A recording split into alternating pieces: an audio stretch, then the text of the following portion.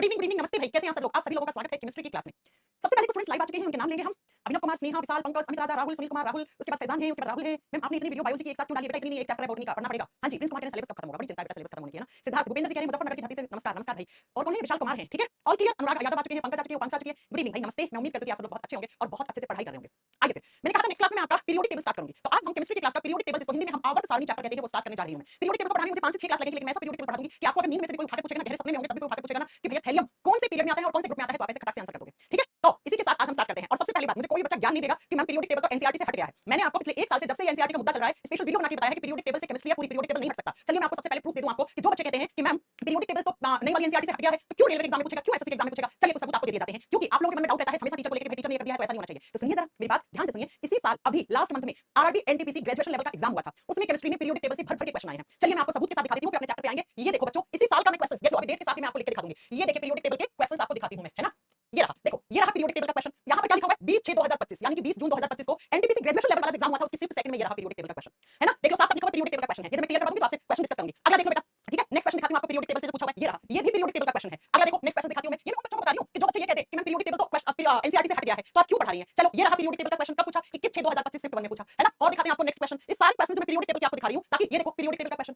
तो आपको बस ये पीरियोडिक टेबल अच्छे से पढ़ना है और एक बात हमेशा दिमाग में निकाल लेनी है कि भैया पीरियोडिक टेबल कभी भी केमिस्ट्री से हट नहीं सकता है। केमिस्ट्री के जितने भी चैप्टर्स होते हैं वो सारे पीरियोडिक टेबल से बने हुए हैं बेटा, सारे तो पीरियोडिक टेबल से बने हुए हैं। तो आपको इसी पीरियोडिक टेबल को मैं बहुत अच्छे से आज से पढ़ाना शुरू कर रही हूं। एक-एक चीज करके सारी मैं आपको पढ़ाऊंगी, जैसे मैं पढ़ाऊंगी वैसे आपको पढ़ना है, ठीक है? मैं पहले की क्लास ओनली 16 मिनट की है, वो पूरी अपलोड नहीं हुई है। बेटा एक बार देख लूंगी, क्लास नंबर लिख दो बेटा, दीपेश भारती। एक बार क्लास नंबर टाइप कर दो, कौन सी क्लास में इशू है मैं देख लूंगी, ठीक है? तरुण कुमार कह रहे हैं बायोलॉजी का सिलेबस कंप्लीट हो गया क्या? कौन से बैच की बात कर रहे हैं आप? हां, आइए स्टार्ट करें। तो पीरियोडिक टेबल, सबसे पहले बच्चों पीरियोडिक टेबल होता क्या है मैं आपको दिखाती हूं कि ये पीरियोडिक टेबल हम बोलते किसको हैं। एक-एक चीज आपको सारी पढ़नी है। कहां चला गया यार पीरियोडिक टेबल? डेस्कटॉप पे सेव हो गई होगी। 1 मिनट रुकना बच्चों, मैं एक पीडीएफ लगा लूं क्योंकि 2 पीडीएफ एक साथ नहीं खुल सकती थी ना।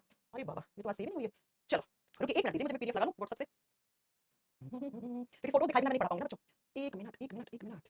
ये रहा पीरियोडिक टेबल कहां? ये रहा पीरियोडिक टेबल का पीपीटी। चल। हम्म, अरे यार ये भी गलत पीपीटी लग गई है मेरे से। 1 सेकंड, 1 मिनट देना बच्चों, मैं एक बार पीपीटी लगा लूं। ये वाली है।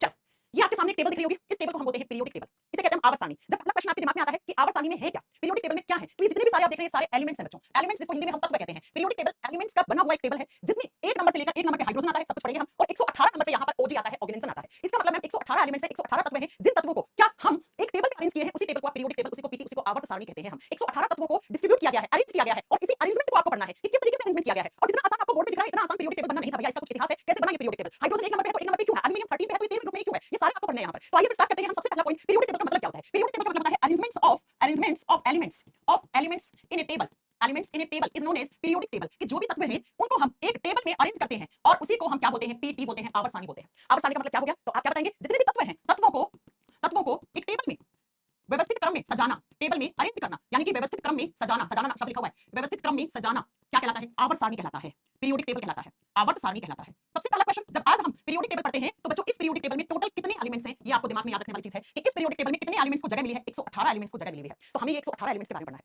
अब मैंने कहा कि इतना आसान नहीं था इन इस पीरियोडिक टेबल में एलिमेंट्स को रखना, तो कैसे-कैसे समय-समय पे अलग-अलग साइंटिस्ट आए, अलग-अलग केमिस्ट आए और उन्होंने अपने-अपने सिद्धांत दिए, अपने-अपने लॉ दिए और ये टेबल लास्ट में आपके सामने बन के आया। तो हमें थोड़ा सा हिस्ट्री में चलना है और हिस्ट्री में जब हम चलेंगे तो बच्चों सबसे पहला पीरियोडिक टेबल बनाने का एफर्ट किसने लगाया था? फर्स्ट एफर्ट किसने लगाया था पीरियोडिक टेबल बनाने का? तो देखो प्रथम प्रयास किसके द्वारा किया गया था? पहला एफर्ट, एफर्ट का मतलब होता है प्रयास। पहला प्रयास किसने किया था और कब किया था? एग्जाम में पूछता है। तो बच्चों समय था 1817 से लेकर 1829 का, 1817 से लेकर 1829 का समय था और ये बहुत बड़े केमिस्ट का मतलब साइंटिस्ट, ठीक है, जिन्होंने केमिस्ट्री ब्रांच में काम किया है। उनका नाम क्या है? उनका नाम था बच्चों डोबेराइनर। क्या नाम था? डोबेराइनर। डोबेराइनर जी का समय ये था, आपको ईयर याद रखनी क्योंकि ईयर एग्जाम में आते हैं। डोबेराइनर जी ने सबसे पहले पीरियोडिक टेबल बनाने का क्या किया? फर्स्ट एफर्ट लगाया, प्रथम प्रयास किया। कब किया? 1817 से लेकर 1829 में। ये जो डोबेराइनर जी थे, ये कहां के रहने वाले थे? ये जर्मनी के रहने वाले थे, जर्मन केमिस्ट थे। आपको लिखना है तो लिखो, नहीं तो ये एग्जाम में नहीं आता है, लेकिन आपको सिर्फ ये पता होना चाहिए जर्मन साइंटिस्ट या जर्मन केमिस्ट थे जिन्होंने पहला प्रयास लगाया था क्या बनाने के लिए? पीरियोडिक टेबल बनाने के लिए। अब इन्होंने कहा कि मैं टेबल बना रहा हूं, इस टेबल के अंदर एलिमेंट्स को अरेंज करूंगा। अब कैसे अरेंज किया? कितना सक्सेस हुए, कितना फेल हुए, बस एग्जाम में ऐसे क्वेश्चन आते हैं, ऐसे एग्जाम में क्वेश्चन आते हैं। अब पीरियोडिक टेबल पढ़ने से पहले आपको दो शब्दों का मीनिंग पता होना चाहिए बच्चों। पहला शब्द होता है एटॉमिक नंबर, हो सकता है बहुत सारे बच्चों को पता हो परमाणु क्रमांक, और दूसरा शब्द आपको पता होना चाहिए एटॉमिक मास। जब तक आपको इन दो शब्दों का मीनिंग नहीं पता होगा आप ये चैप्टर नहीं पढ़ सकते हैं। Atomic number, atomic mass. Atomic mass को हिंदी में आप परमाणु भार कह सकते हो या परमाणु द्रव्यमान भी कह सकते हो। केमिस्ट्री में भार और द्रव्यमान दोनों को हम एक बराबर नाम देते हैं,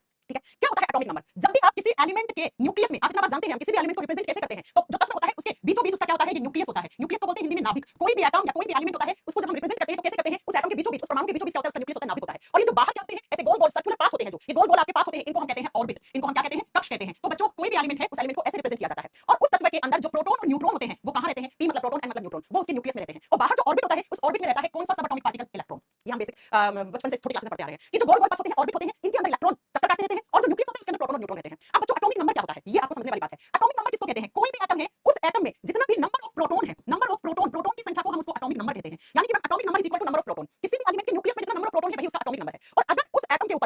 ऊपर चार्ज नहीं है, आवेश नहीं है, पॉजिटिव नेगेटिव नहीं लिखा हुआ है, सिंपल आपको कोई एटम का नाम दिया गया है, उसका सिंबल दिया गया है, तो atomic number is also number of neutron. यानी कि मैम अगर कोई भी ऐसा एलिमेंट दिया है जो न्यूट्रल है, न्यूट्रल का मतलब है उदासीन, उसके ऊपर कोई चार्ज नहीं दिया गया है, उसके ऊपर कोई आवेश नहीं लगा है, पॉजिटिव नेगेटिव कुछ नहीं लगा है, तो बच्चों उसका जो एटॉमिक नंबर होता है वो एटॉमिक नंबर आपको लिखना है, जो न्यूट्रल एलिमेंट होता है या न्यूट्रल आपका एटम होता है उसका atomic number is also equal to number of electron. क्या समझे? जो नहीं पढ़ा मैं उसको बता रही हूं कि मैम एटॉमिक नंबर क्या होता है, किसी भी एटम के अंदर जो न्यूक्लियस में जो नंबर प्रोटॉन होता है वही उसका एटॉमिक नंबर होता है, उसका परमाणु क्रमांक होता है। और अगर उस एटम के ऊपर कोई चार्ज नहीं है, पॉजिटिव नेगेटिव चार्ज नहीं है, वो न्यूट्रल है, उदासीन है, तो उसका एटॉमिक नंबर किसके बराबर होता है? नंबर ऑफ इलेक्ट्रॉन के बराबर होता है। ठीक है, अगला एटॉमिक मास क्या होता है? एटॉमिक मास होता है सम ऑफ प्रोटॉन प्लस न्यूट्रॉन। किसी भी एटम के न्यूक्लियस में प्रोटॉन और न्यूट्रॉन का जो जोड़ होता है, प्रोटॉन और न्यूट्रॉन को जोड़ दो तो जोड़ने पे जो नंबर आता है उसको क्या बोलते हैं? एटॉमिक मास बोलते हैं, परमाणु भार, परमाणु द्रव्यमान बोलते हैं। ठीक है, आगे बात समझ में? ठीक है, मेरी बात समझ में आई आपको? हाँ जी मैम।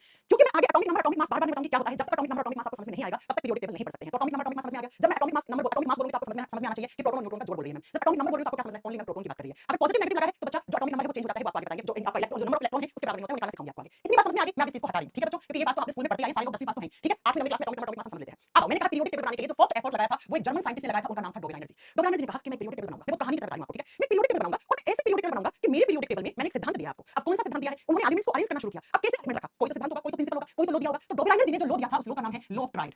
लॉ ऑफ ट्राइड्स बच्चों, एक होता है डबल, डबल का मतलब क्या होता है भाई? डबल का मतलब होता है दो, और ट्राइड का मतलब होता है तीन। तो डोबेल एनर्जी ने दिया था त्रिक सिद्धांत। तो एग्जाम का पहला क्वेश्चन क्या बन गया कि लॉ ऑफ ट्राइड या त्रिक सिद्धांत किसने दिया था? डोबेल एनर्जी ने। अब ट्राइड का मतलब है तीन, इसका मतलब मैम इन्होंने तीन एलिमेंट्स को एक साथ रखा होगा। जैसे दो का जोड़ा होता है ना बच्चा, वैसे तीन का ट्राइड होता है। तो इन्होंने तीन तीन तत्वों को एक साथ रख के और क्या बनाया था? एक टेबल बनाया था। उसी टेबल को हम क्या कहते हैं? Periodic table. इनकी नजर में पीरियोडिक टेबल थी, हालांकि वो फेल हो गए थे। ट्राइड का मतलब तीन होता है। अब कैसे रखा? क्या सिद्धांत दिया? लॉ ऑफ ट्राइड क्या कहता है? त्रिक सिद्धांत क्या कहता है? तो डोबेल एनर्जी के द्वारा दिया गया लॉ ऑफ ट्राइड कहता है कि मैंने तीन तीन एलिमेंट का एक ट्राइड बनाया और उस ट्राइड में मान लो फॉर एग्जांपल एक ए नाम का एलिमेंट है, एक बी नाम का है और एक सी नाम का एलिमेंट है, और इन तीनों एलिमेंट्स का एटॉमिक मास मान लो ए का एम है एटॉमिक मास, बी का बीएम है और सी का सीएम है, ये एटॉमिक मास है। तो इन्होंने कहा कि मैं तीन तीन एलिमेंट का ट्राइड बना रहा हूं, और जब ट्राइड बना रहा हूं तो मैं इस तरीके से एलिमेंट्स को, इस तरीके से तत्वों को अरेंज कर रहा हूं कि जब आप बीच वाले का एटॉमिक मास निकालोगे तो बाकी दो का एवरेज कर दो, बाकी दो का औसत निकाल दो, तो बीच वाले का एटॉमिक मास निकल के आ जाएगा। कैसे? जब इन तीनों एलिमेंट का ए नाम का एलिमेंट है उसका एटॉमिक मास एम हो गया, बी वाले का बीएम हो गया, सी वाले का सीएम हो गया फॉर एग्जांपल। तो बीच में कौन सा बी? तो बी वाले का एटॉमिक मास निकालोगे तो ए वाले का यानी कि पहला और जो तीसरा है उन दोनों को जोड़ दो और दो से भाग दे दो, एवरेज ऐसे निकाल दो ना, औसत ऐसे निकाल दो ना, तो यहां से बीच वाले का एटॉमिक मास यानी परमाणु द्रव्यमान, परमाणु भार निकल के आ जाएगा। ये बात किसने कही? डोबेल ने। और इसी नियम को हम क्या कहते हैं? लॉ ऑफ ट्राइड्स कहते हैं। क्या कहते हैं? लॉ ऑफ ट्राइड्स कहते हैं। अब इन्होंने अपने ट्राइड बनाए।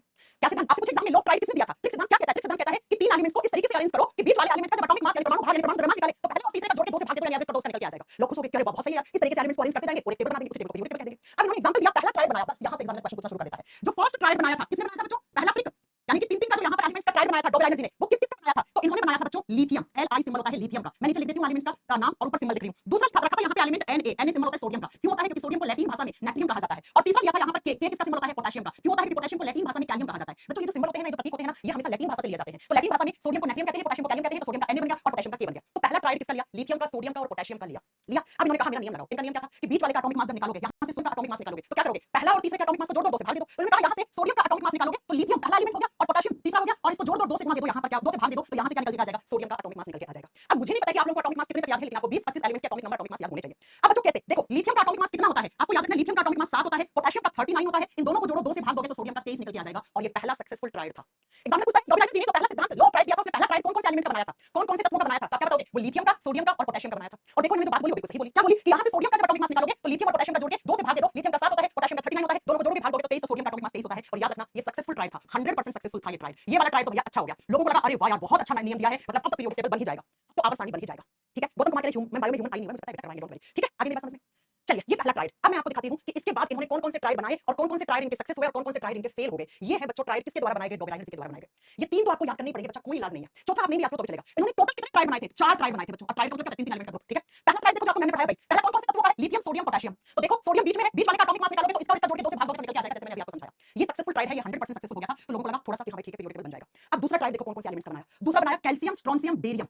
ध्यान से समझना, कैल्शियम, स्ट्रोंशियम, बेरियम, ये ट्राइड है कौन सा? 2 नंबर वाला ट्राइड। अब इसमें आप लॉ ऑफ ट्राइड लगाओ, त्रिक सिद्धांत लगाओ, त्रिक सिद्धांत लगाओ तो क्या करोगे? यहां से स्ट्रोंशियम का एटॉमिक मास निकालोगे तो कैल्शियम और बेरियम का जोड़ के दो से भाग दे दोगे। अब सुनो जरा, कैल्शियम का होता है 40 और बेरियम का होता है 137, तो 40 प्लस 137 को प्लस करो और दो से भाग दोगे तो यहां से निकल के आया 88.5। जबकि बच्चों स्ट्रोंशियम का एटॉमिक मास होता है 88। कितना होता है? 88 होता है, 88 होता है, लेकिन इनके सिद्धांत के हिसाब से स्ट्रोंशियम का निकला 88.5 सेकंड ट्राइड में। फिर भी ठीक है, केमिस्ट्री में जब हम न्यूमेरिकल्स करते हैं एटॉमिक मास को यूज करके तो हम पॉइंट वाला हटा ही देते हैं, 88 लेते हैं। तो मान लिया लोगों ने कि ठीक है भाई दूसरा भी मान लेते हैं, 99% सक्सेस हो गया आपका ट्राइड। 100% सक्सेस हुआ बच्चों, क्योंकि 0.5 का डिफरेंस आ रहा था। 100% तो सक्सेसफुल आप इसको नहीं बोलेंगे, है ना? लेकिन ठीक है, केमिस्ट्री में पॉइंट के बाद वैल्यू रखते ही नहीं है, न्यूमेरिकल्स में तो ठीक है मान लिया। ये दोनों सक्सेसफुल ट्राइड होते हैं। एग्जाम में कैसे क्वेश्चन आएंगे? पहला ट्राइड कौन-कौन सा था? ये वाला लिथियम, सोडियम, पोटेशियम। दूसरा कौन सा था? कैल्शियम, स्ट्रोंशियम, बेरियम का था। अब तीसरा ट्राइड देखो मैंने हैलोजन एलिमेंट्स का बनाया। अब ये हैलोजन एलिमेंट्स क्या होते हैं आगे आपको पढ़ाएंगे, थोड़ा सुनिए। ठीक है, तो सुनिए तीसरा एलिमेंट बनाया उन्होंने, तीसरा ट्राइड बनाया कौन-कौन से एलिमेंट का? Chlorine, bromine, iodine. और वही अपना त्रिक सिद्धांत लगाया तो बच्चों क्लोरीन का 35.5 होता है, आयोडीन का 127 होता है, दोनों को जोड़ा, दो से भाग दिया तो यहां से 81.25 वैल्यू आई। जबकि बच्चों ब्रोमीन का जो एटॉमिक मास होता है, जो परमाणु भार होता है, वो 80 होता है। तो बच्चों इनके हिसाब से त्रिक सिद्धांत के हिसाब से कितना आया? 81.25 आया, यानी कि 1.25 AMU ज्यादा आया। और होना कितना चाहिए था 80। इसका मतलब मैम ये तीसरा इनका ट्रायल था वो क्या हो गया, वो फेल हो गया। बस ये यहाँ पे फेल होना शुरू हो गया बच्चों, और इनका पीरियोडिक टेबल बनाने का सपना जो है वो सपने में ही रह गया। लेकिन एग्जाम में क्वेश्चन आते हैं, वो आपको करने पड़ेंगे। मैं बताऊंगी कैसे कैसे क्वेश्चन आते हैं। क्या यहाँ तक किसी को डाउट है किसी भी चीज में? एक और भी मंगाया था, अगला देख लो, एक और मंगाया था। कौन कौन सा था? Sulphur, selenium, tellurium. ये सारी मैं आपके फोटो अपलोड करवा दूंगी बैच में, डोंट वरी, ठीक है। कौन सा? सल्फर, सेलेनियम, टेलुरियम, तीनों का ट्रायल बनाया, चौथा ट्रायल था। हालांकि एग्जाम में बताते हैं आपको 3 याद करने हैं, चौथा नहीं याद करना बेटा, ये वाला नहीं याद करना, एग्जाम में नहीं आता है। मैं तो सिर्फ आपको समझाने के लिए बता रही हूं। सल्फर, सेलेनियम, टेलुरियम, ये वाला भी क्या था? फेल ट्रायल था, ये तो कंप्लीटली फेल था बच्चों। तो आपको यहाँ पर क्या क्या याद करना है चीजें वो समझो। आपको मैं बड़ा ध्यान से लिखवा देती हूँ। क्या एग्जाम में पूछता है डोबेराइडर ने कौन से ईयर में सिद्धांत दिया था? ये वाला ईयर। सिद्धांत का नाम क्या था? ये। और ट्रायल का मतलब 3 एलिमेंट। और इन्होंने क्या कहा था? ये कहा था। पहला 100% सक्सेसफुल ट्रायल कौन कौन सा था? लिथियम, सोडियम, पोटेशियम, सबसे ज्यादा एग्जाम में आता है बच्चों। और दूसरा कौन सा था? तो आपको नोट्स बनाने हैं अच्छे से। दूसरा था बच्चों कैल्शियम, स्ट्रोंशियम, बेरियम। इन दोनों को हम सक्सेसफुल ट्रायल मानते हैं, याद रखना, इसको भी सक्सेसफुल मानते हैं। लेकिन 0.5 तो हटा देते हैं, इतना तो चलता है, ठीक है। तीसरा जहां पे फेल हुए थे वो हाइड्रोजन ग्रुप में हुए थे, हाइड्रोजन ट्रायल में हुए थे, क्लोरीन, ब्रोमीन, आयोडीन। ये वाला फेल हो गया। तो एग्जामिनर पूछेगा आपको 3 का ट्रायल बना के ट्रिक सिद्धांत पूछेगा कि इनमें से कौन कौन से एलिमेंट लिए गए थे, किसको किसके साथ रखा गया था। जैसे देखो लिथियम, सोडियम को पोटेशियम के साथ रखा गया, कैल्शियम, बेरियम को स्ट्रोंशियम के साथ रखा गया, क्लोरीन, आयोडीन को ब्रोमीन के साथ रखा गया। सक्सेसफुल कौन कौन से थे? ये दोनों। और फेल हुआ वो कौन सा था? ये वाला। तो यहीं से इनका पीरियोडिक टेबल बनाने का सपना खत्म हो गया बच्चों, ठीक है। अब इसके बाद कौन आए? समय कब आ गया था? इन्होंने भैया बहुत अच्छी कोशिश की, इसलिए इतिहास में याद रखते हैं इनका नाम, ठीक है। इसके बाद आ गया था 1865 का समय। 1865 में एक और महान वैज्ञानिक केमिस्ट कौन? आपके न्यूलैंड जी आए। कौन आए बच्चों? न्यूलैंड आए। न्यूलैंड साइंटिस्ट का नाम है, वैज्ञानिक है ये, ठीक है। न्यूलैंड जी 1865 में आए थे और कहा मैं पीरियोडिक टेबल बनाऊंगा। मैं दिखाऊंगा लोगों को कि पीरियोडिक टेबल कैसे बनते हैं। ये एक ब्रिटिश साइंटिस्ट थे, ब्रिटिश केमिस्ट साइंटिस्ट थे, आप बोल सकते हो इनको। जैसे वो पहले कौन से थे? जर्मन। ये कौन से थे? ब्रिटिश साइंटिस्ट थे। इन्होंने 1865 में कहा मैं पीरियोडिक टेबल आपको बना के दिखाऊंगा।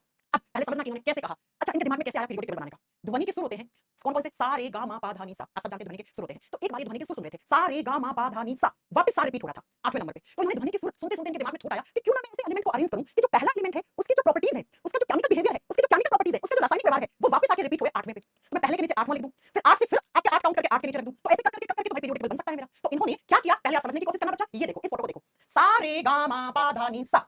ये सा वापस काउंट करो, 1 2 3 4 5 6 7, सा वापस 8वें पे रिपीट हो रहा है। तो इन्होंने कहा मैं एक सिद्धांत दूंगा, जिस सिद्धांत को बोलेंगे लॉ ऑफ ऑक्टेव। ऑक्टेव का मतलब होता है अष्टक सिद्धांत। इन्होंने क्या कहा पहले सुनो, फिर हम आपको लिखवाएंगे कि मैं इस तरीके से एलिमेंट्स को, तत्वों को अरेंज करूंगा कि जो पहला एलिमेंट है उसकी केमिकल प्रॉपर्टीज जो होंगी, उसका जो रासायनिक व्यवहार होगा, उसके जो रासायनिक गुण होंगे, वो रासायनिक गुण उसके नीचे वाला एलिमेंट जो इससे बाद रिपीट होगा 8वें पे, इनकी सेम होंगी प्रॉपर्टी।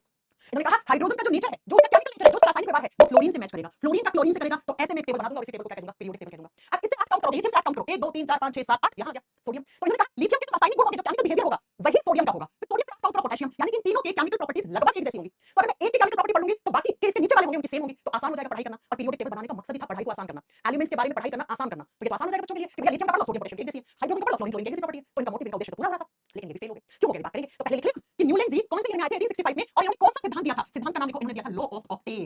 ऑक्ट, ऑक्ट का मतलब होता है 8, जैसे हेक्ट का मतलब 7 होता है, हेक्सा का मतलब 6 होता है। तो लिख दो इन्होंने अष्टक सिद्धांत दिया था, अष्टक सिद्धांत दिया था बच्चों। अब एक बात जो सबसे ज्यादा एग्जाम में आती है यहाँ से न्यूलैंड वाले से, क्या आती है? जब इन्होंने पीरियोडिक टेबल बनाने की कोशिश करी थी ना, तो उस समय टोटल कितने एलिमेंट्स की खोज हो चुकी थी? टोटल नोन एलिमेंट्स कितने थे बच्चों? उस समय एग्जाम में आता है टोटल नोन एलिमेंट्स, कुल ज्ञात तत्व उस समय 56 थे बच्चों। इसका मतलब मैम इनको 56 एलिमेंट्स को अरेंज करना था अपने सिद्धांत के हिसाब से। जी हां मैम, जी हां मैम। तो लिखिए इनके समय कुल ज्ञात तत्व कितने थे? एग्जाम में आता है, इसको स्टार्ट कर लेना। जब इन्होंने पीरियोडिक टेबल बनाने की कोशिश करी थी तो तब तक कितने एलिमेंट्स की डिस्कवरी हो चुकी थी? 56 एलिमेंट्स की। अरे आज 118 है ना, आज तो 25 में है, या 1865 की बात हो रही है भाई साहब, है ना।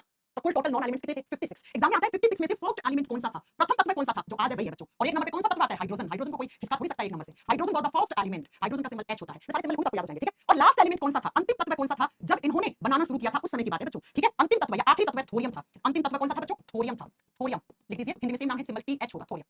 तो टोटल नॉन एलिमेंट्स 56 यानी 56 एलिमेंट्स को इनको अरेंज करके टेबल बनाना था, ठीक है। पहला कौन सा था? हाइड्रोजन। लास्ट कौन सा था? थोरियम। ओके मैम, समझ गए। अब आओ जरा, इन्होंने कैसे एलिमेंट्स को अरेंज किया? ये थे, फोटो दिख रही है आपको, ये थे ऑक्टेव जी, इनको बोलते हैं हम ऑक्टेव सिद्धांत। और ये थे न्यूलैंड जी। न्यूलैंड जी ने इस तरीके से सिद्धांत दिया। पहली बात सुनो, जब इन्होंने सिद्धांत दिया था तो एग्जाम में आता है कि जो ऑक्टेव लॉ में एलिमेंट्स को अरेंज करना स्टार्ट किया तो किस बेसिस पे अरेंज किया? तो देखो इंक्रीजिंग एटॉमिक मास, यानी कि न्यूलैंड जी ने जब पीरियोडिक टेबल बनाने की कोशिश की थी तो उस कोशिश में एलिमेंट्स को अरेंज कैसे किया था? एटॉमिक मास को उनके इंक्रीजिंग ऑर्डर में लिखा था। देखो 1 7 9 11 12 14 16, ये इंक्रीज हो रहा है, डिक्रीज थोड़ी हो रहा है कहीं पर। तो आप क्या लिखोगे? परमाणु क्रमांक, सॉरी परमाणु भार के बढ़ते क्रम में इंक्रीजिंग ऑर्डर में अरेंज किया था। जब इन्होंने सारे गामा पा धा नी सा ऐसे अरेंज किया एलिमेंट्स को, तो उनको इंक्रीजिंग ऑर्डर में रखा था बेटा, ठीक है। तो कैसे? देखिए जरा, बहुत ध्यान से समझने की कोशिश करना। एक नंबर पे हाइड्रोजन को रखा, वाह, ये एटॉमिक मास लिखा हुआ है। हाइड्रोजन का एटॉमिक मास एक होता है, मैं वैसे बता रहा हूं, एक नंबर ये मत समझना, एटॉमिक नंबर नहीं, एटॉमिक मास है। उसके बाद लिथियम को लिखा। अब आप देखो, लिखो ऊपर सा रे गा मा पा धा नी सा, वापस आ गया सा यहाँ पे। हाँ जी मैम। तो जैसे ध्वनि में 7 सुर होते हैं और जो 7वें के बाद जो आपका वापस आता है सा, तो बच्चा वैसे ही इन्होंने ठीक पीरियोडिक टेबल बनाने की कोशिश की और कहा कि हाइड्रोजन का जो केमिकल प्रॉपर्टी है वो वापस रिपीट होगा, इसके जस्ट नीचे वाला एलिमेंट होगा, उसके साथ उसकी केमिकल बिहेवियर एक जैसा दिखेगा, इसलिए हाइड्रोजन के नीचे फ्लोरीन रखा ऐसे। मैम ऑक्टेव नियम, ऑक्टेव लो क्यों कहते हैं? 8वें पे रिपीट होती है ना वापस, यहां से काउंट करो ना तो 8 आएगा वापस, इसलिए अष्टक नियम बोलते हैं इसको। लिथियम से 8 काउंट करोगे तो लिथियम से 8 यहां आएगा, तो लिथियम सोडियम पोटेशियम, ये देखो बच्चों इस तरीके से रखा कि इसमें आप एक की प्रॉपर्टी पढ़ लो, बाकी सब एक जैसी होंगी, ठीक है। ऐसे ही इसकी पढ़ लो आप तो इन बाकी की एक जैसी होंगी, ऐसे बच्चों। तो इन्होंने ऑक्टेव लो दिया था और कहा मैं इस तरीके से एलिमेंट्स को अरेंज कर रहा हूं कि एटॉमिक मास को इंक्रीजिंग ऑर्डर में, उनके परमाणु द्रव्यमान को बढ़ते हुए क्रम में अरेंज कर रहा हूं। तो जो पहले एलिमेंट की केमिकल प्रॉपर्टीज है, जो पहले तत्व की रासायनिक व्यवहार है, रासायनिक गुण है, वो वापस रिपीट होकर कौन से एलिमेंट से मैच करती है? 8 में से। बस यही याद रखना है कि फर्स्ट एलिमेंट की जो केमिकल प्रॉपर्टीज है, रासायनिक गुण है, वो किससे मैच करती है? उससे आप काउंट करोगे तो वापस 8 में रिपीट होंगी। अब यहां से 8 काउंट करोगे तो इस पे होंगी वापस, इसीलिए हम इसको लॉ ऑफ ऑक्टेव कहते हैं। इसको हम क्या कहते हैं? अष्टक नियम कहते हैं, अष्टक सिद्धांत कहते हैं बच्चों। बस आपको इतनी ही बात याद रखनी है, क्या कि जो भी फर्स्ट एलिमेंट की केमिकल प्रॉपर्टीज होती है, जो प्रथम तत्व का रासायनिक व्यवहार होता है, वो कौन से एलिमेंट के साथ मैच करता है? तो फर्स्ट एलिमेंट से आप काउंट करोगे तो वो उसके एक एलिमेंट से, 8वें एलिमेंट से करेंगी, यानी एक जैसे लगभग एक जैसे रासायनिक गुण होंगे, 8वें तत्व के साथ मैच करेंगी, और यही कोशिश करी इन्होंने। इसी को बोलते हैं ऑक्टेव लॉ, इसी को बोलते हैं अष्टक सिद्धांत। बस इसी को क्या कहते हैं हम? अष्टक सिद्धांत कहते हैं। लेकिन बच्चों मैं आपको बता दूं, क्योंकि जब इन्होंने पीरियोडिक टेबल बनाने की कोशिश की थी तो टोटल नॉन एलिमेंट्स 56 थे, लेकिन ये फेल हो गए। इनका ये नियम, इनका ये ऑक्टेव लॉ, इनका अष्टक सिद्धांत फेल हो गया। किसके बाद? सिर्फ ये कैल्शियम तक लागू था। लिख लो कि इनका सिद्धांत ऑक्टेव लॉ कहां पे आके फेल हो गया, मैं स्टार करके लिख लूं, ये सिर्फ कैल्शियम तक लागू था, कैल्शियम के बाद ये फेल हो गया। कैल्शियम के बाद क्या हो गया बेटा? इनका ऑक्टेव लॉ फेल हो गया। समझ रहे हो आप? यानी कि इनका पीरियोडिक टेबल बनाने का सपना कैल्शियम के बाद खत्म हो गया। मैं दिखा सकती हूं आपको, अब देखिए ये रहा टोटल कितने एलिमेंट्स थे उस समय, 56। बस इनका यहीं तक वैलिड था बच्चों, बस ये इतने तक तो ठीक था, लेकिन इसके बाद ये फेल हो गए, नहीं बन पाई पीरियोडिक टेबल, खत्म। तो एग्जाम में प्रश्न आता है कि न्यूलन जी के समय टोटल कितने एलिमेंट्स थे और कौन से थे, क्या हो गया, कौन से एलिमेंट पे खत्म हो गया। इनको बनाना था ऐसा टेबल थोरियम तक, तो फिर सक्सेस हो जाती, लेकिन कैल्शियम तक लागू था। अब आपको क्यों, तो देखो क्रोमियम की प्रॉपर्टीज एल्यूमिनियम और बोरोन से मैच नहीं करती हैं भाई साहब। बोरोन एक मैटेलोइड होता है, एक उपधातु होती है, एल्यूमिनियम एक धातु होती है, क्रोमियम एक धातु होती है, तो कैसे आप धातु और धातु को एक साथ रख दोगे भैया? हाँ कैसे रख दोगे? तो खत्म हो गया इनका यहाँ पर ये सिद्धांत। ठीक है, चलिए आगे। अब आया तीसरा एफर्ट। इसके बाद समय आ गया था 1869 का, जो अभी एनटीपीसी ग्रेजुएशन लेवल का एग्जाम में पूछा था कि भैया मेंडलीव ने पीरियोडिक टेबल कौन से ईयर में बनाना शुरू कर दिया था? 1869 में, यही आपको आंसर करना था। आइए जरा अब तीसरा एफर्ट ये आप लिख दो। इसके बाद समय आया 1869 का, और 1869 में आते हैं दमयंती मेंडलीव जी। कौन आते हैं? मेंडलीव जी आते हैं बच्चों। मेंडलीव हिंदी में सेम नाम है, लिख दीजिए। 1869 में आते हैं मेंडलीव जी। और आपको मजे की बात बता दूं, मेंडलीव जी को कहते हैं हम फादर ऑफ पीरियोडिक टेबल। क्यों कहते हैं? इन्होंने अपना पीरियोडिक टेबल आवर्त सारणी बनाना कब शुरू किया था? लोगों को बताना शुरू कर दिया 1869 में, लेकिन लोगों ने विश्वास नहीं किया। फिर एक अखबार था जर्मन जनरल करके, अखबार या मैगजीन जो भी है, उसके अंदर पहली बार इनकी पीरियोडिक टेबल 1872 में 1872 में पब्लिश हुई। कौन से अखबार में लिखना है तो लिख लेना, जर्मन जनरल करके क्या था, एक अखबार या मैगजीन थी, इसमें सबसे पहले पीरियोडिक टेबल पब्लिश करी, तब जाके लोगों ने माना यस ये तो बिल्कुल सही कह रहे हैं। ठीक है ना? आई बात समझ में? अब सुनो, ये कहां के रहने वाले थे? ये एक रशियन केमिस्ट थे, रसिया के रहने वाले थे। ठीक है, अब इन्होंने क्या किया, मेंडलीव जी को कहते हैं हम फादर ऑफ पीरियोडिक टेबल। ये आवर्त सारणी के जनक हैं बच्चों, फादर ऑफ पीटी हैं, आवर्त सारणी को जनक माना जाता है इनको। मैं क्यों माना जाता है? क्योंकि ये वही महान साइंटिस्ट हैं, वही महान केमिस्ट हैं जिन्होंने सबसे पहले पीरियोडिक टेबल के अंदर ग्रुप और पीरियड बनाए थे, आवर्त और समूह बनाए थे। ये पहले साइंटिस्ट थे जिन्होंने पीरियोडिक टेबल में इस तरीके की लाइन और इस तरीके की लाइन दोनों बताई थी। ये जो लाइन थी, इस लाइन को उन्होंने बोला था ग्रुप, ग्रुप, और हिंदी में कहते हैं इसको समूह है। और ये जो लाइन थी ना, इसको कहते हैं पीरियड, आवर्त कहते हैं। इसका मतलब मैम आप ये कहना चाह रहे हैं दमयंती मेंडलीव जी ने सबसे पहले पीरियोडिक टेबल में ग्रुप और पीरियड बनाया था? जी हां, जी हां, इसीलिए हम इनको बोलते हैं फादर ऑफ पीरियोडिक टेबल। अगर एग्जाम में आ जाए फादर ऑफ पीरियोडिक टेबल कौन है तो मेंडलीव करके आना। बाद में इन्हीं के एक स्टूडेंट थे, इनकी पीरियोडिक टेबल में कमियां थी, पीरियोडिक टेबल को इन्होंने बनाया लेकिन कमियां थी, उन कमियों को इन्हीं के स्टूडेंट ने हेनरी मोज़ले ने दूर करके मॉडर्न पीरियोडिक टेबल बना दिया था, जो आज हम पढ़ते हैं उसको आधुनिक आवर्त सारणी कहते हैं। लेकिन जिसने बनाया है उसको तो हमें रिवॉर्ड देना पड़ेगा। हां, इनके ही स्टूडेंट थे हेनरी मोज़ले, जिन्होंने इनकी पीरियोडिक टेबल में जो कमियां थी, जो डीमेरिट थे, जो अवगुण थे, उनके ऊपर काम किया, उनको हटा दिया और एक नया टेबल बना दिया, उसको आप आधुनिक आवर्त सारणी कहते हैं, उनको आप मॉडर्न पीरियोडिक टेबल कहते हैं, जो आज हम पढ़ते हैं बच्चों। तो आपसे एग्जाम में पूछे कौन से महान साइंटिस्ट ने, कौन से महान केमिस्ट ने सबसे पहले पीरियोडिक टेबल में ग्रुप और पीरियड बनाए थे, वो थे आपके, आप बताओगे बच्चों, मेंडलीव जी। अब मैं कैसे एलिमेंट्स रखे, कैसे बनाया, चलिए सबसे पहले मैं आपको फोटो दिखाती हूं। आपके ये थे कुछ दिखने में, ऐसे थे मेंडलीव जी, थे, अब थोड़ी ना थे, ऐसे थे बच्चों। ठीक है, और इन्होंने जो टेबल बनाया वो ये है बच्चों मेंडलीव की पीरियोडिक टेबल, लिखा हुआ है मेंडलीव्स पीरियोडिक लॉ या मेंडलीव्स पीरियोडिक टेबल, ये रहा, ये वाला है। अब इसी में हम सब कुछ पढ़ेंगे। तो आइए जरा बात करते हैं सबसे पहले कि मैम इन्होंने जब पीरियोडिक टेबल बनाना शुरू किया था तो उस समय टोटल नॉन एलिमेंट्स कितने थे, कुल ज्ञात तत्व कितने थे? तो लिख दीजिए, एग्जाम में प्रश्न आता है टोटल नॉन एलिमेंट्स, कुल ज्ञात तत्व कितने थे जब मेंडलीव ने बनाना शुरू किया? 63। कितने थे बच्चों? कुल ज्ञात तत्व 63 थे बच्चों। 63 एलिमेंट्स थे इस समय, 63 एलिमेंट्स की डिस्कवरी हो चुकी थी, इसका मतलब मैम इनको 63 एलिमेंट्स को अरेंज करना था। जी हां भैया, अब क्वेश्चन पूछा एग्जाम में कि इनके 63 एलिमेंट्स में फर्स्ट एलिमेंट कौन सा था, प्रथम तत्व कौन सा था? तो लिखो जरा, प्रथम तत्व वही है जो आज है, कौन है? आवारा तत्व है। और कौन सा है आवारा? हाइड्रोजन। अरे मैं हाइड्रोजन को आवारा क्यों बोल रही हूं, आगे बताएंगे आपको। जैसे आवारा लड़के नहीं घूमते, ऐसे ठीक हाइड्रोजन भी अपना घूमता रहता है। हाइड्रोजन का आज भी पीरियोडिक टेबल में कोई फिक्स प्लेस नहीं है, वो तो रख रखा है अपने एक नंबर, कभी-कभी शत्रुओं में ग्रुप की तरह अपना व्यवहार दर्शाना शुरू कर देता है हाइड्रोजन। ठीक है, लास्ट एलिमेंट वाज, लास्ट का मतलब आखिरी तत्व कौन सा था? यूरेनियम। अंतिम तत्व कौन सा था? यूरेनियम। यानी कि मैम जब इन्होंने पीरियोडिक टेबल बनाने की कोशिश की थी तो उसमें कोशिश क्या, पीरियोडिक टेबल के जनक है भैया ये, तो पहला हाइड्रोजन था, लास्ट यूरेनियम। चलिए आपको दिखाते हैं कहां था हाइड्रोजन इनके टेबल में, कहां था यूरेनियम। आप खुद देख सकते हैं, ये रहा हाइड्रोजन, रुकिए लाल कलर के पेन से दिखाती हूं, ये रहा हाइड्रोजन और ये रहा यूरेनियम, ये रहा यूरेनियम। ठीक है, हाँ जी मैम। चलिए फिर आप समझते हैं कि कैसे कैसे बनाया। अच्छा पहले मुझे बताओ कितने एलिमेंट्स को अरेंज करना था इन्हें, इनको कितने एलिमेंट्स अरेंज करना था, कितने एलिमेंट्स थे? 63। चलिए अब नेक्स्ट पॉइंट पे चलते हैं अगला। इन्होंने क्या किया, पहली बात सुनो, इन्होंने क्या किया था, इन्होंने बोला मेरी पीरियोडिक टेबल में लेफ्ट से राइट जाओ। बहुत ध्यान से समझना बेटा, लेफ्ट का मतलब होता है बायां, राइट का मतलब होता है दायां। अब ये तो आप लिख लोगे, लेफ्ट से राइट। केमिस्ट्री में जब हम लेफ्ट राइट करते हैं तो ऐसे मानते हैं, ये लेफ्ट हैंड होता है, ये राइट हैंड होता है, केमिस्ट्री ऐसे मानती है, समझ रहे हो? जबकि बायोलॉजी में इसका उल्टा होता है। ठीक है, बायोलॉजी में इसका जस्ट उल्टा होता है। तो ये लेफ्ट से राइट और top to bottom, top to bottom, top का मतलब होता है ऊपर, सबसे ऊपर शिखर पे, और बॉटम का मतलब होता है सबसे नीचे। तो इन्होंने कहा मेरी पीरियोडिक टेबल में लेफ्ट से राइट जाओ, टॉप टू बॉटम आओ। मैंने एलिमेंट्स को उनके इंक्रीजिंग एटॉमिक मास के आधार पे रखा है। नहीं समझे? चलो सुनो, इन्होंने कहा कि मेरी पीरियोडिक टेबल में आप लेफ्ट से राइट जाओ, एटॉमिक मास बढ़ते हुए क्रम में मिलेगा, यानी यहां थोड़ा एटॉमिक मास, फिर थोड़ा ज्यादा, फिर थोड़ा ज्यादा, फिर इससे ज्यादा, इससे ज्यादा, इससे ज्यादा एटॉमिक मास, परमाणु द्रव्यमान। ऊपर से नीचे आओ, यानी कि ऊपर जो होंगे वो सबसे कम एटॉमिक मास वाले होंगे, नीचे होंगे वो सबसे ज्यादा एटॉमिक मास वाले होंगे। तो इन्होंने क्या कहा, लेफ्ट से राइट या फिर टॉप टू बॉटम आओ। हमेशा और हमेशा जो एटॉमिक मास होगा ना वो आपको कौन से ऑर्डर में मिलेगा? In increasing order, in increasing order में मिलेगा। अरे समझ में आई मेरी बात? जो परमाणु द्रव्यमान है वो अपने बढ़ते हुए क्रम में मिलेगा। तो लिख दो कि इनकी पीरियोडिक टेबल में परमाणु द्रव्यमान कौन से क्रम में? बढ़ते हुए, इंक्रीजिंग ऑर्डर में मिलेगा। अब मैम एग्जाम में क्वेश्चन कैसे आता है, एग्जाम में क्वेश्चन आता है कि जो मेंडलीव ने पीरियोडिक टेबल बनाई थी उसमें जो एलिमेंट्स सजाए थे, उसमें जो एलिमेंट्स अरेंज किए थे, उनको किसके आधार पे रखा था? तो आप क्या करके आओगे, उनको एटॉमिक मास के आधार पे रखा था, एटॉमिक नंबर मत कर देना, परमाणु द्रव्यमान के आधार पे रखा था, है ना? आई बात समझ में? ये सुनो, इनकी पीरियोडिक टेबल किसके आधार पे बनी है? एलिमेंट्स को किसके आधार पे अरेंज किया है? उनके एटॉमिक मास के आधार पे, उनके परमाणु द्रव्यमान के आधार पे। और क्या कहा मैंने, इस तरीके से एटम्स को, इस तरीके से एलिमेंट्स को, तत्वों को सजाया है कि आप लेफ्ट से राइट जाओ, टॉप से बॉटम आओ, हमेशा आपको एटॉमिक मास इंक्रीजिंग ऑर्डर में मिलेगा। तो एटॉमिक मास को पकड़ के रखना है आपको, इंक्रीजिंग ऑर्डर शब्द को पकड़ के रखना है। अब आइए नेक्स्ट अगले पॉइंट। इन्होंने कहा कि मेरी पीरियोडिक टेबल में जब आप टॉप टू बॉटम आते हो, ये खड़ी लाइन है, ये कैसी लाइन है? ये खड़ी हुई है, ये पड़ी हुई लाइन है। ये जो खड़ी लाइन है इनको बोलेंगे वर्टिकल लाइन। क्या बोलेंगे? वर्टिकल लाइन बोलेंगे, हिंदी में बोलेंगे ऊर्ध्वाधर लाइन, ऊर्ध्वाधर लाइन, ठीक है, ऊर्ध्वाधर लाइन, और इन लाइन को, ये जो वर्टिकल लाइन है, इसको हम बोलेंगे ग्रुप। इसको क्या बोलेंगे हम? ग्रुप बोलेंगे, समूह बोलेंगे। समझना ध्यान से, ठीक है। ये जो खड़ी लाइन थी ना, इनको क्या बोलेंगे हम? वर्टिकल बोल, ये जो वर्टिकल लाइन है, इनको आप ग्रुप बोलोगे मेरी पीरियोडिक टेबल में। और जो ये पड़ी हुई लाइन है, जो हॉरिजॉन्टल लाइन है, कैसी? जो हॉरिजॉन्टल लाइन है, यानी कि जो क्षैतिज रेखा है, क्षैतिज रेखा है, पड़ी हुई लाइन है, इनको आप क्या बोलोगे बेटा? इनको आप पीरियड बोलोगे, इनको आप आवर्त बोलोगे। तो एग्जाम में कैसे क्वेश्चन आता है? एग्जाम में क्वेश्चन आता है, जो एनटीपीसी ग्रेजुएशन वाले ने इसी साल पूछा, अभी आपको दिखाऊंगी, ठीक है। पूछा कि जो मेंडलीव ने पीरियोडिक टेबल बनाई थी, उसने वर्टिकल लाइन को क्या नाम दिया था? ऊर्ध्वाधर रेखा को क्या नाम दिया था? ग्रुप बोला था बच्चों। और जो हॉरिजॉन्टल लाइन थी, जो पड़ी हुई लाइन थी, उसको क्या नाम दिया था? उसको पीरियड नाम दिया था, उसको आवर्त नाम दिया था। चलिए आपको दिखाते हैं, आप मुझे काउंट करके बताना कि मेंडलीव की पीरियोडिक टेबल में कितने पीरियड थे, कितने ग्रुप थे, आप मुझे बताइएगा, ठीक है। सुनिए, ये क्या कहलाएगा? ये क्या कहलाएगा? मुझे फटाक से बता दो आप।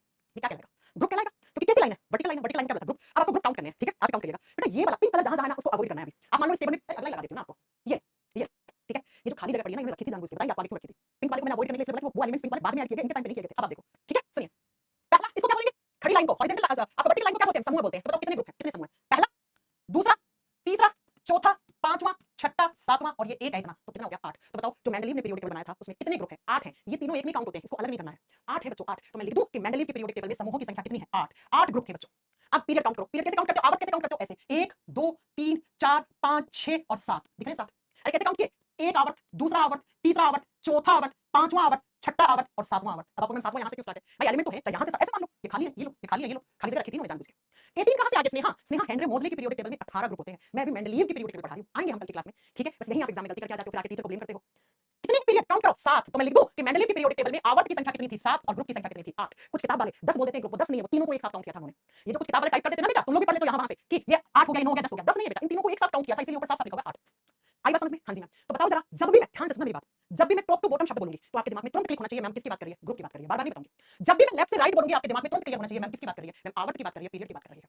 यस और नो? मैं बोलूं आगे की क्लास में कि मैं टॉप टू बॉटम की बात कर रही हूं, तो आपको समझना पड़ेगा मैम ग्रुप की बात कर रही है। मैं आगे बोलूं आगे की क्लास में लेफ्ट से राइट जा रही हूं, तो आपको समझना पड़ेगा कि मैम किसकी बात कर रही है? मैम पीरियड की, आवर्त की बात कर रही है। ठीक है बच्चों, चले अब ये तो समझ में आ गया मैम ग्रुप कितने हैं, पीरियड कितने हैं। अब इनके अंदर रखा किसको? एलिमेंट्स को। और एलिमेंट्स को किसके आधार पे? Increasing order. किसका इंक्रीजिंग ऑर्डर? एटॉमिक मास का, एटॉमिक मास का, ठीक है ना?